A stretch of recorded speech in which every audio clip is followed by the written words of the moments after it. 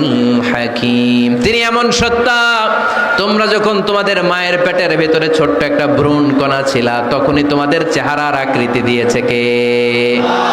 মায়ের পেটে থাকতেই কে ছেলে হবে, কে মেয়ে হবে, কে সুশ্রী হবে, কে শ্যামলা হবে, কার নাক লম্বা হবে, কারটা খাটো হবে, এগুলো ফিক্স করে রেখেছে কে? এজন্য কখনো কারো চেহারা, কারো আকৃতি নিয়ে ঠাট্টা বিদ্রুপ করা যাবে না। কারণ এই চেহারা আমরা বানাই নাই, বানাইছে কে?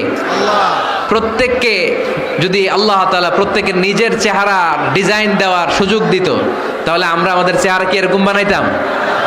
কি করতাম? আপনাকে যদি আপনার চেহারা তৈরি করার ডিজাইন আল্লাহ দিত, যে তুমি যেমন মনে চাই নিজের চেহারাটার ডিজাইন দাও, কেমন বানাতেন নিজেকে? কথা বলেন, কয়েকজন বলেন না? হ্যাঁ, সবচাইতে সুন্দর, সবচাইতে সুন্দর করে আমি আমার অবয়বটাকে তৈরি করতাম।